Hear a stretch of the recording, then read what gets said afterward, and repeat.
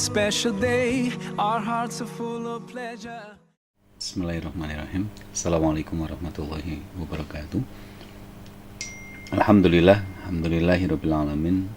Walladzi arsala rasulahu bil huda wa dinil haq liyudhhiru 'ala dini kullihi wa kafa billahi syahida. Asyhadu an la ilaha illallah wahdahu la syarikalah wa asyhadu anna Muhammadan abduhu wa rasuluh. Allahumma sholli wa sallim ala nabiyyika Muhammadin wa ala alihi wa sahbihi ajmain, amma ba'du. Usikum wa nafsi bi taqwallahi faqad fazal muttaqun. Para pendengar His FM yang dimuliakan Allah Subhanahu wa taala, alhamdulillah. Malam hari ini kita akan melanjutkan kajian kita tentang solusi konflik keluarga. Kalau pada pertemuan yang lalu kita sudah membahas solusi yang pertama, yaitu kembalikan kepada syariat.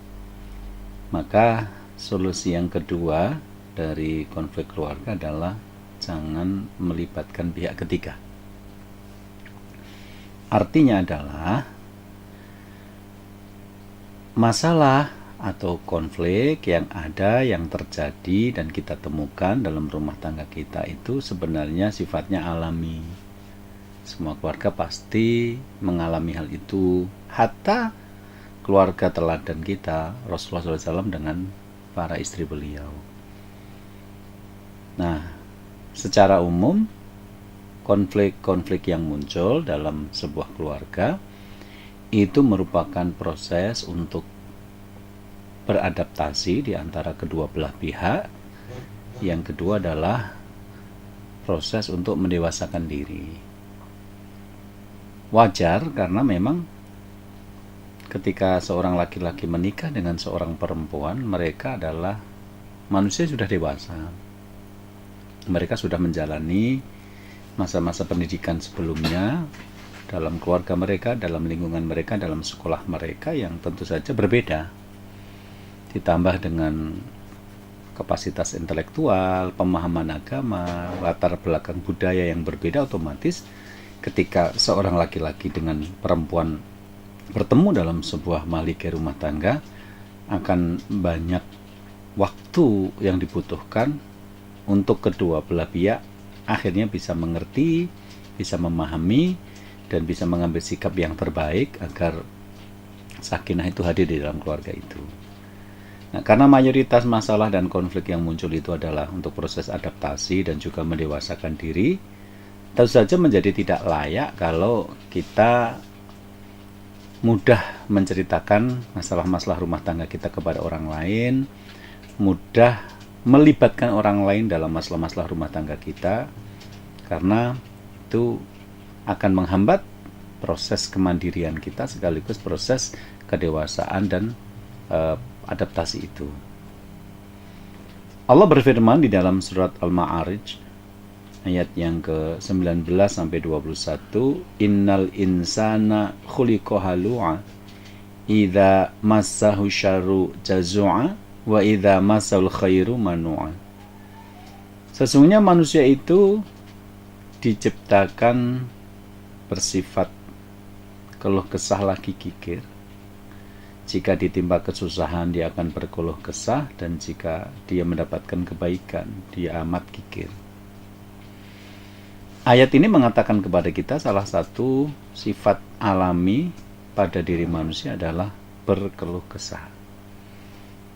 Jadi kalau kita cermati media sosial gitu ya, Facebook atau Twitter atau yang lain saya tidak tahu, seringkali malah dijadikan sebagai ajang untuk berkeluh kesah. Di rumah sendiri update status, lagi di rumah sendiri makannya nggak enak, mie distatuskan gitu loh, sarapan pakai mie, dasar anak kos misalnya gitu. Terus kemudian hujan depan rumah dibilangi, kadang-kadang bahkan pamer amal gitu loh, 5 menit lagi mau berangkat pengajian gitu loh. Alhamdulillah baru selesai ikut pengajian, alhamdulillah malam ini bangun tahajud, ayo bangun-bangun sudah malam tahajud. Mungkin yang bangunkan itu yang mudah-mudahan tahajud betulan gitu ya. Ini membuat kita mengerti bahwa ternyata tidak cukup mudah untuk memiliki masalah, kemudian mencoba mengatasi masalah itu secara sendiri, atau kalaupun melibatkan orang lain ya kepada orang yang berhak saja untuk menerimanya. Jadi tidak semua orang kita ceritakan. Apalagi di sisi yang lain, ada pihak-pihak yang memang tidak senang gitu loh mendengarkan keluh kesah kita tentang masalah rumah tangga kita, kemudian tidak menanggapi, malah memberikan kesan kalau kita tuh orangnya kekanak-kanakan, terus tidak dewasa, kemudian kurang bisa menjaga lisan sehingga apa-apa diomongkan gitu ya. Bahkan ada juga pihak-pihak ketiga atau orang lain di luar rumah tangga kita yang malah menghadap atau menginginkan sesuatu yang buruk terjadi dalam rumah tangga kita. Ya. Misalnya ada satu kisah menarik dari Ibrahim alaihissalatu wassalam indama zara ibnahu Ismail taraka alaihil bab. Pada suatu hari Ibrahim mengunjungi anaknya Ismail. Ya, kemudian dia mengetuk pintu, falam yajidhu, dan dia tidak menemukan ada Ismail di rumah. Fasa'ala imra'atahu anhu faqalat kharaja yabtaghi lana. Kemudian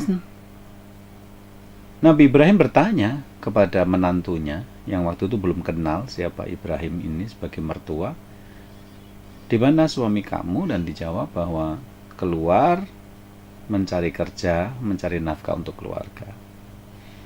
Thumma sa'alaha an aishihim wa hayatihim faqalat nahnu bisyarin wa nahnu bidayyikin wa syiddat.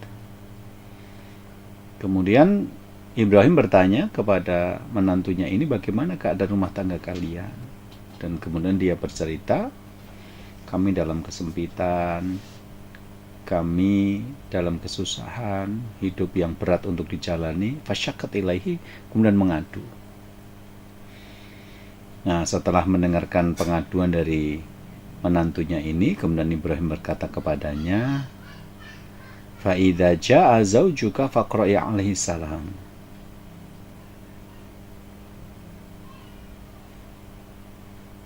Kalau nanti suamimu datang, sampaikan salamku kepadanya. Fakulilahu, dan katakan kepadanya untuk mengubah palang pintunya. Fa indama jaa Ismail fa akhbarathu zaujatuhu billadhi hasala. Kemudian ketika Ismail ini sudah sampai ke rumah, istrinya mengabarkan apa yang tadi terjadi.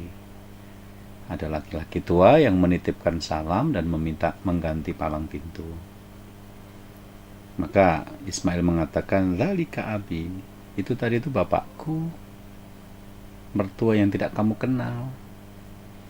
Jadi ada bahasa isyarat di antara mereka. Mengucapkan salam itu berarti hanya Ibrahim yang mengucapkan itu kepada Ismail.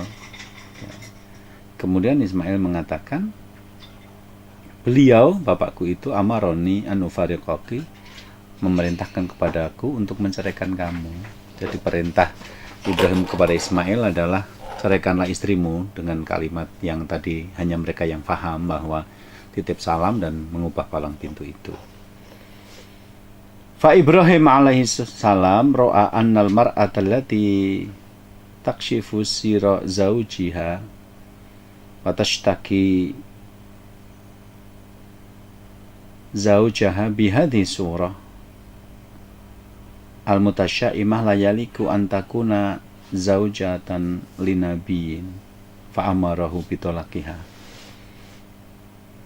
Ibrahim melihat bahwa perempuan yang modelnya kayak gini itu membongkar-bongkar rahasia keluarga, cerita kemana-mana tentang rahasia suami, mengadu ke sana kemari, adalah perempuan yang tidak cocok untuk menjadi istri anak laki-lakinya dan menjadi menantunya, sehingga dia perintahkan Ismail untuk menceraikan istri yang modelnya kayak gini.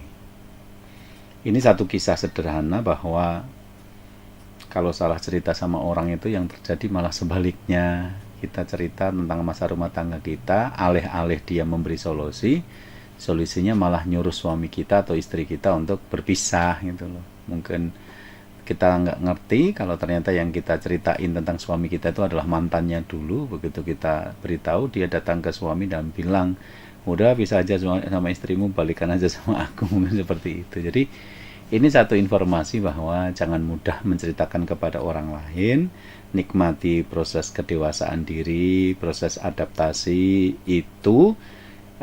Kemudian dari situ hasilnya kita menjadi lebih dewasa, lebih mengenal siapa pasangan kita, dan insya Allah akan lebih tepat untuk bersikap gitu loh. Jadi untuk yang belum menikah atau yang sudah menikah, maka ya hadapi mental ya, siapkan mental untuk menghadapi masalah-masalah rumah tangga bagi yang belum menikah. Nanti pasti akan terjadi kok. Kita sudah bahas itu di pertemuan yang lalu. Adapun bagi yang awal-awal menikah ya, oke, hadapilah proses pendewasaan dan proses adaptasi ini. Adapun bagi orang tua yang memiliki anak yang sudah menikah, jangan juga cepat-cepat campur tangan. Jadi ketika Rasulullah datang mencari Ali, ternyata nggak ada. Fatimah ditanya, di mana suamimu? Nggak tahu, tadi nggak makan siang di rumah. Oke, nggak tidur siang. Oke, dicari sampai ketemu di masjid. Dan Rasul tidak mempersoalkan apa yang terjadi di rumah. Padahal kita tahu Fatimah adalah putri kesayangan Rasul. Ya, tapi karena itu adalah urusan rumah tangga mereka, ya sudah, nggak usah masuk-masuk gitu loh. Atau seperti Barirah dan Mughith gitu ya, ketika Barirah kemudian dimerdekakan, dia menjadi manusia merdeka, maka Mughith menghibah-hibah kepadanya untuk kembali menjadi istrinya. Ketika Rasulullah mengingatkan Barirah bahwa Mughith bagaimanapun adalah bapak dari anak-anaknya, maka Barirah mengatakan, apakah ini merupakan perintah atau hanya saran? Rasul mengatakan ini saran. Sudah, saya nggak mengambil saran Anda gitu loh. Seperti itu.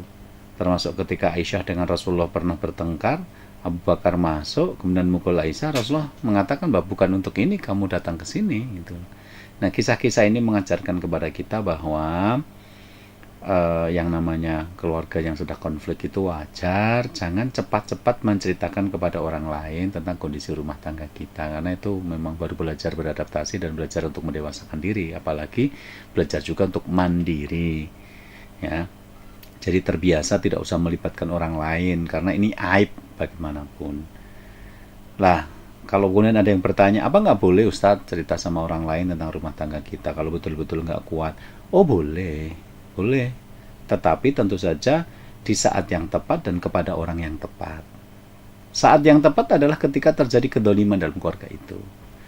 Jadi suami atau istri yang hak mereka dirampas oleh pasangannya, kemudian mereka terdolimi, menderita dalam pernikahan itu, kemudian mereka tidak bisa menghadapi pasangannya secara sendiri, dia harus minta bantuan orang lain. Nah, karena kalau dibiarkan kedoliman itu akan berlarut-larut, maka monggo.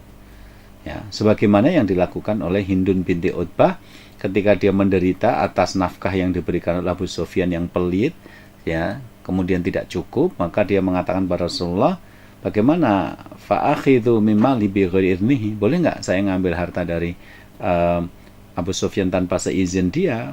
Faqala sallallahu alaihi wasallam, Rasulullah kemudian berkata kepadanya, khudhi ma yakfiki wa waladiki bil ma'ruf, ambillah dari harta suamimu untuk dirimu dan anak-anakmu secara patut.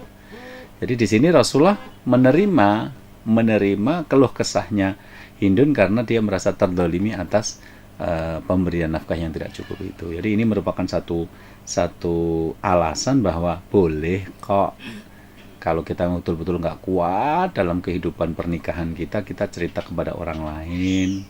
Tetapi ceritalah kepada orang yang mengerti, bagaimana memberi nasihat, bagaimana memberikan solusi yang sesuai dengan syariat, bagaimana memberikan alternatif solusi kalau nanti ternyata solusi yang kita tawarkan atau yang beliau tawarkan tidak sesuai dengan keinginan kita. Nah, seperti itu. Jadi tidak semua orang, tidak bakul sayur diceritain, arisan cerita kesana kemari, ngantar anak sambil nunggu anak pulang sekolah gosip, nggak begitu gitu. Nah, ini adalah solusi kedua yang saya tawarkan. Solusi pertama adalah kembalikanlah kepada syariat masalah rumah tangga kita, dan solusi yang kedua adalah untuk mendewasakan diri, untuk beradaptasi, dan juga untuk melatih kemandirian. Jangan melibatkan orang lain dalam urusan rumah tangga kita, kecuali kalau sudah terjadi kedoliman. Begitu pendengar dan juga Mas Arief ya, materi pembukaan kita untuk kesempatan malam hari ini. Mudah-mudahan bisa difahami dan bermanfaat. Saya kembalikan lagi ke Mas Arif. Demikian. Assalamualaikum warahmatullahi wabarakatuh. Sunnat Nabina, let's raise our hands and make dua like the Prophet taught us. And with one voice, let's all say Barakallahu lakuma wa baraka alaykuma wa jama'a bainakuma fi khair. بارك الله لكما وبارك عليكما وجمع بينكما في خير.